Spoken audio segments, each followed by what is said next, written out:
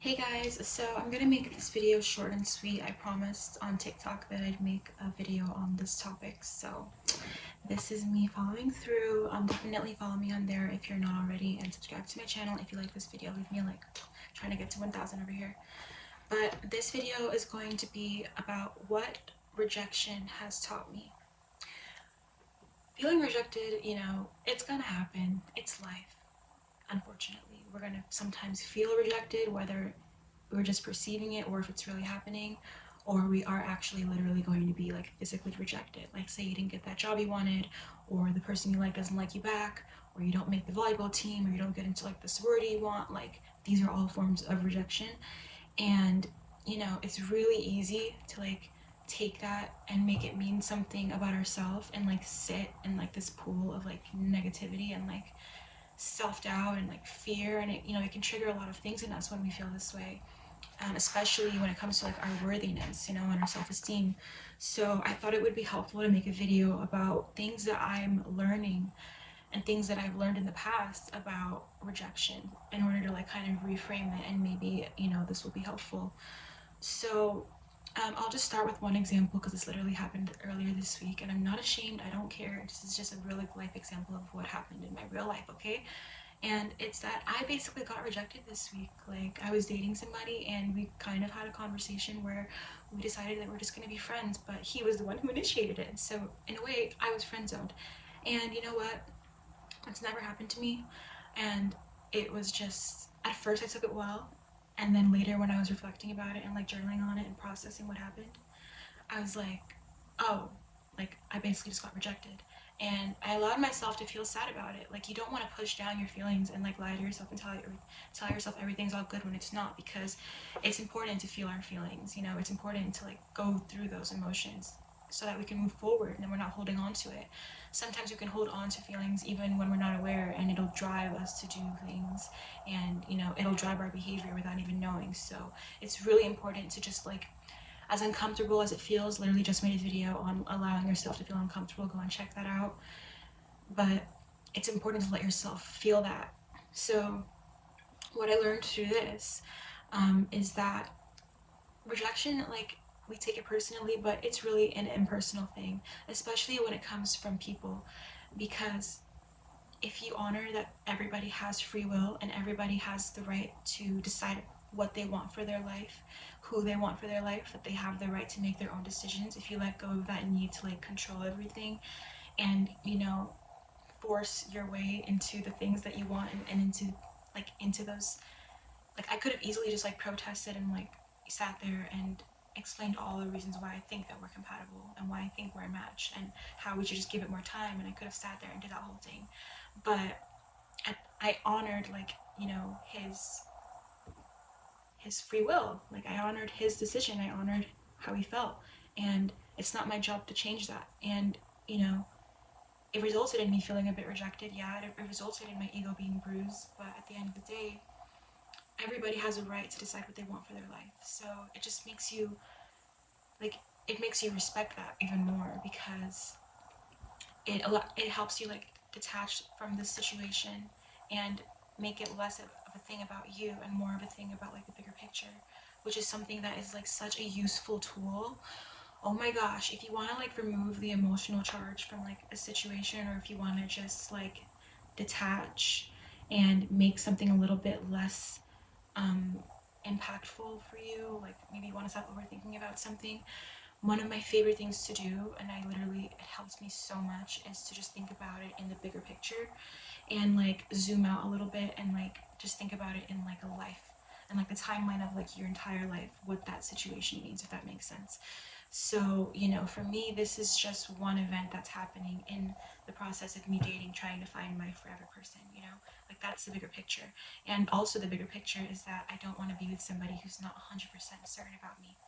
So I learned from that experience, and I'm going to take that experience with me going forward. So that's something that I kind of learned about rejection. Something that it taught me is that it's impersonal, and people are allowed to have their own preferences, their own free will, and you have to honor that. That's like one of the divine laws of the universe. That's just the beauty of how God created this world, is free will. We all have free will. we would have free will to believe in God or not. Like, that's how much free will we have. So if God honors that, then we have to honor that for other people. And then speaking of that, I think that rejection is God's protection. Like, a lot of times being rejected from something, it's rerouting you towards something else, towards something that's more meant for you, even if you can't see it at the time. And it's something that I know logically, but believe me, I'm right there with you. I forget about this all the time, and I do not always have the full faith in this idea, but only time tells, and time proves every time that this is right. So a way that this showed up in my life about being protected while also feeling rejected, it was when, when dating someone, thinking that that's the guy that I'm gonna marry. Like, at one point, if the guy, it was just happened twice in my life when I was dating someone and I was like, I could marry him.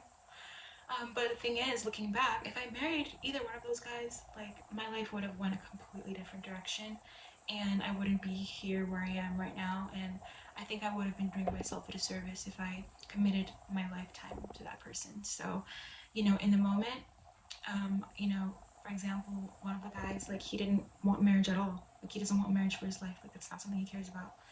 And, I almost took that as, like, oh, you just don't want to marry me. Like, like, I'm not good enough for you to marry, or, like, I'm not worth it, or whatever. I made it, like, this whole thing. And it was, like, a recurring, like, negative loop in my mind about my worth. But, that would have changed my life probably for the worse. Like, there is better for me out there. I have had better experiences since those times. So thank God I didn't do that, and that I felt rejected in that moment, but didn't follow through with that situation. And just think back to, like, people that you've dated that you're happy you didn't end up with. Like, a win is a win. Okay, what else have I learned from rejection? I'm happy you asked. Have you ever, okay, so something I'm noticing is, like, for example, right, when you're doing the inner work in your dating and relationship life, you're basically setting standards for yourself. You're setting standards for yourself, and you're setting standards for the people that you want to entertain, the people that you want to date, people that you want in your life romantically, the people that you're going to make energy and time for. Time is the most valuable thing, right? So when you're making these standards, sometimes, like, you're going to see that people don't want to meet those standards, and it's going to feel like rejection. But your standards are a way of protecting yourself. Your boundaries are a way of protecting yourself and making sure that you're not, fooling yourself in the end, that you're not hurting yourself in the end, that you're not doing a disservice to yourself, by accepting things that you know you don't want, that you know will not work for you. That's why standards are there. So people not wanting to meet them, or people trying to convince you out of them, or just, sometimes at first it can feel like it's hard to find those people that will meet those things, that can feel like rejection, because it almost feels like, nobody's willing to give you what you want, or nobody has what you want. And, you can feel rejected, but in the bigger picture, like I said, this ends up working out for you, because when you do meet those people, even if it's just friends, or even if it's in your workplace, and of course, like, in a romantic way, when you do meet those people that meet your standards, you're going to be so thankful to yourself that you had some kind of plan for your life and for the kind of energy that you were inviting into your life. You're going to be happy that you had those things and you didn't just accept whatever. So, it might feel like rejection in the moment, but over time it's going to feel like you did the right thing for yourself, and it's going to actually add to your self-esteem, because you're going to be, like, proud that you created that kind of, container for your life, that kind of, like, standard for yourself.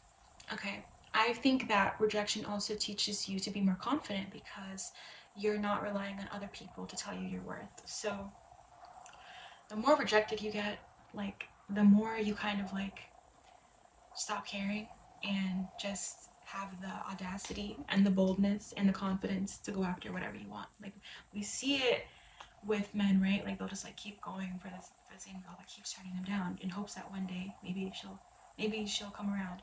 Or, like, being rejected from one girl doesn't stop them from, like, going for somebody else. That's a perfect example. But it's like, it teaches you to be more confident, because you realize that just because you didn't get the job, or just because that person doesn't want you, or just because you didn't get that thing you wanted, it doesn't mean anything about you. Like, you're still you. And whether or not you have that thing or that person, like, over time, even in the moment you might feel this way, but over time you're going to see that did not have anything to do with you. That was just the way that things were. And over time you accept it for what it is, and you realize that it had nothing to do with how valuable you are as a person and what you have to give, you know? So I think that in a weird way it kind of teaches you to be more confident because you become less afraid.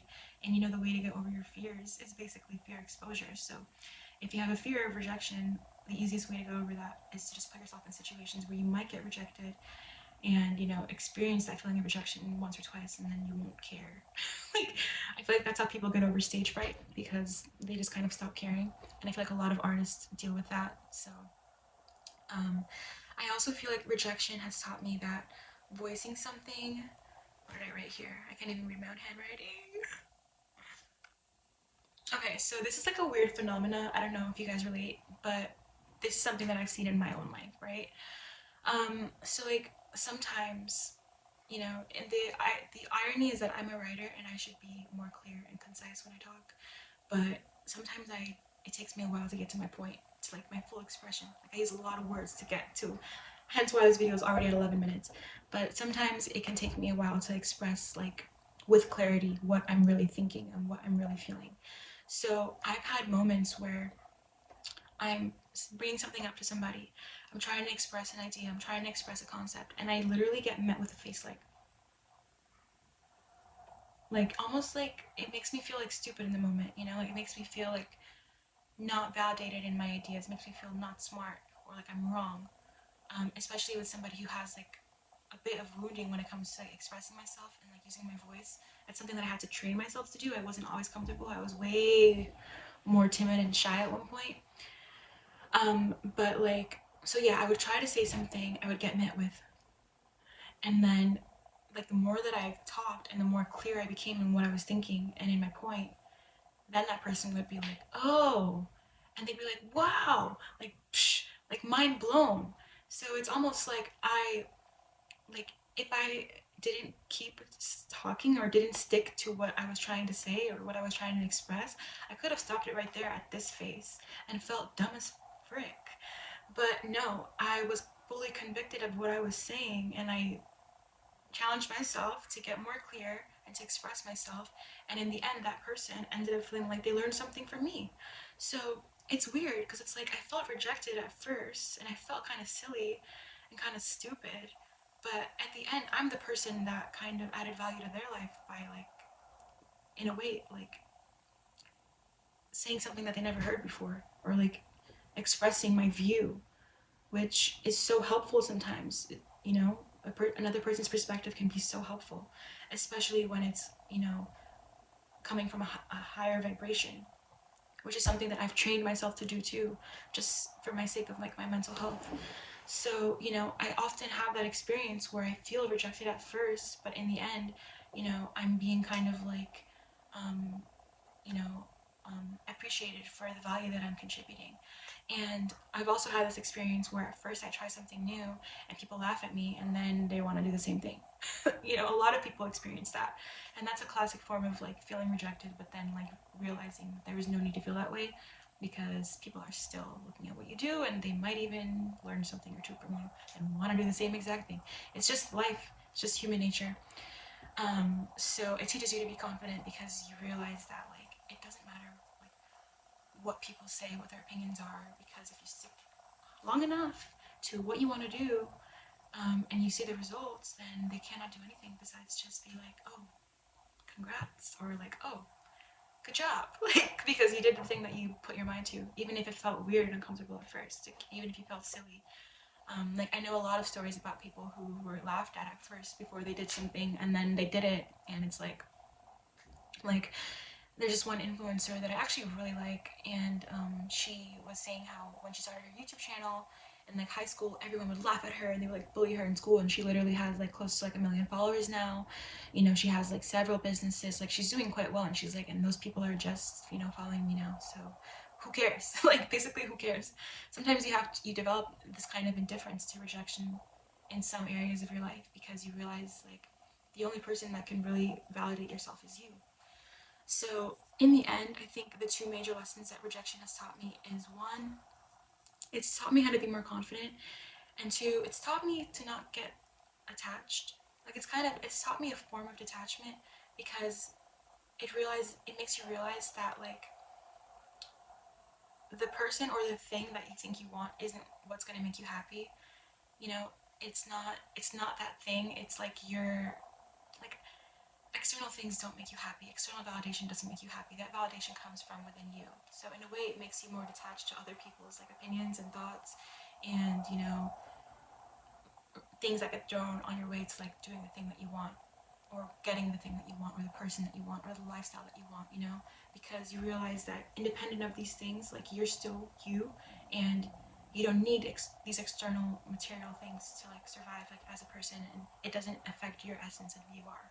Like you're still you no matter what, no matter what kind of like perceived rejection you face. So I learned lessons in confidence mostly, and I learned lessons in detachment from being rejected, and I'm sure I'm going to experience it at another point in time again, because that's life, and I'm not shying away from all of the lessons that I'm learning. You know, I'm going to dive in head first, and I encourage you guys to do the same.